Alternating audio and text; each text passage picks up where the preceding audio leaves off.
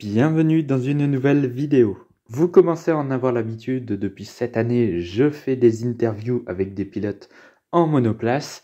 Et bien aujourd'hui, c'est la 4e interview sur la chaîne. Et aujourd'hui, j'ai le plaisir d'accueillir le champion de Formule 4 française, Alessandro Giusti. Je vous laisse tout de suite avec l'interview. En attendant, n'oubliez pas de liker, partager, commenter et surtout vous abonner à la chaîne, c'est très important. C'est parti. Bonjour, je m'appelle Alessandro Giusti, j'ai 16 ans. Ça fait 5 ans que je fais du sport automobile, donc depuis à peu près 2017. En karting, j'ai commencé vraiment le kart de compétition en 2018, où j'ai fait les premières courses nationales. Donc, comme première année, j'ai fini 9e du championnat de France cadet, catégorie nationale. J'ai fait la ligue aussi du 5e, donc c'était plutôt une bonne saison, sachant qu'on n'avait pas eu le temps de trop s'entraîner. En 2019, c'était un peu plus compliqué. Deuxième saison dans la même catégorie. J'ai dû faire vice-champion d'endurance, vice-champion de ligue. Et voilà. Et en 2020, c'était une très bonne saison. J'ai gagné la NSK, donc équivalent du championnat de France. J'ai fait 4e junior à la FFC Academy, qui m'a permis de passer en monoplace après. Et donc en monoplace, ça fait 2 ans. C'était ma 2e année. Et pour l'instant, ça se passe très bien. Première année, j'ai gagné le championnat de France junior, 6e du championnat avec une très belle fin de saison. Et cette année, j'ai gagné le titre de championnat de France. Donc voilà. Ma saison 2022 a été assez compliquée. Donc les entraînements s'étaient très bien passés pourtant. J'ai fait des bons temps au Mans. Les tests officiels s'étaient très bien passés. On est arrivé à Nogaro, c'était assez compliqué. On manquait un peu de rythme. Je ne sais, on ne sait toujours pas trop d'où ça venait. Je ne sais pas. Et donc, à Nogaro, c'était compliqué. On est parti avec beaucoup de retard. Pau, c'était un peu mieux. Et en fait, Manicourt, c'était aussi hyper compliqué, pas mal de pannes mécaniques. Et on avait quand même un très gros gap avec le premier. C'était assez compliqué d'en remonter. Et à partir de Spa, c'était une montée en progression. Donc à Spa, je dois faire 3e des qualifs, 2e de la course 1, 3e de la course 2, course 3.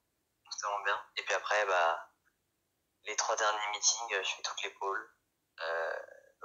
Faire 2 victoires, 6 podiums. Donc c'était vraiment une très bonne fin de saison, ce qui m'a permis de décrocher le titre.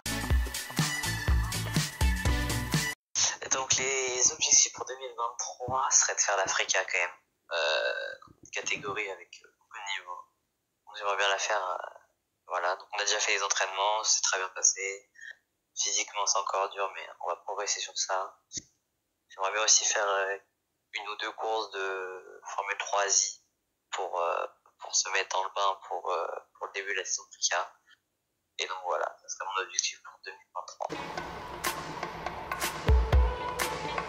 Si j'entre pas en F1 un jour, j'aimerais bien rouler plusieurs catégories. L'endurance, j'aime bien. J'en ai déjà fait un peu en kart.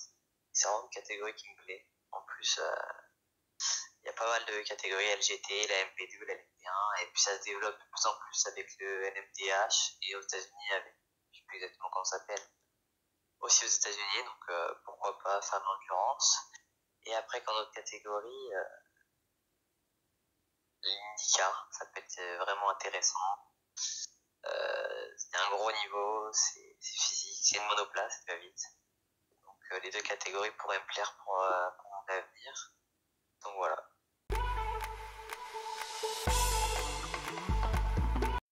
Oui et non. Ça m'a fait changer de mentalité déjà pour une chose, parce qu'en 2021, je me battais pour rien. J'avais pas de pression, j'avais rien à perdre, c'était ma première saison. Alors qu'en 2022, c'était le titre qu'il fallait jouer. Donc c'est sûr qu'il y a des opportunités qu'on a peut-être loupées. Par exemple, des victoires, on fallait mieux rester 2e que gagner la course et risquer un accrochage.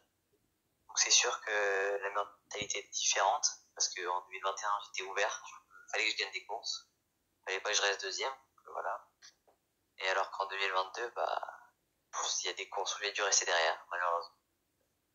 C'est un peu fois, mais bon, on a réussi quand même, et voilà. Comment j'ai trouvé la saison de Formule 22 J'ai trouvé vraiment pas mal.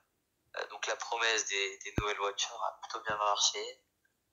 Je suis un peu plus près, mais bon, j'ai l'impression qu'il y a quand même une grosse domination de Red Bull.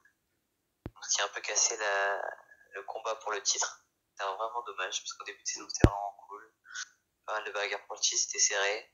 Et là, Max Verstappen a pris trop large et maintenant il n'y avait plus de bataille pour le titre. C'était un peu, sur la fin de saison, un peu chiant. En plus, il y avait un peu que lui qui gagnait. Il a gagné beaucoup de courses cette saison. Mais en fin de saison, il y a Mercedes qui est un peu revenu au Brésil, au Mexique. Donc c'était un peu cool. Et voilà. Une équipe de Formule 1, je dirais Ferrari 2004 avec Jean Todt. Et comme pilote, Lewis Hamilton avec Michael Schumacher.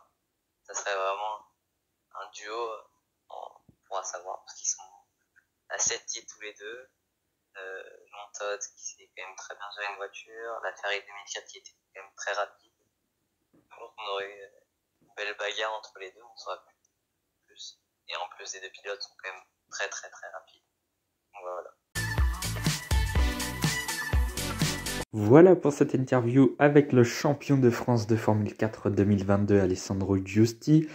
J'espère que ça vous aura plu. Si ça vous a plu, eh bien, n'hésitez pas à liker, à partager et surtout vous abonner à la chaîne. C'est très important comme d'habitude. Nous, dans quelques jours, on va se retrouver pour une toute nouvelle vidéo. Enfin, pas vraiment nouvelle puisque j'en avais déjà fait une en 2020. On va parler un petit peu de quelques sponsors qui ont été en Formule 1. C'était une petite vidéo que j'avais fait il y a 2 ans. J'avais envie de refaire un deuxième épisode. Du coup, ça arrivera donc dans quelques jours sur la chaîne. Eh bien, moi, je vous dis à bientôt.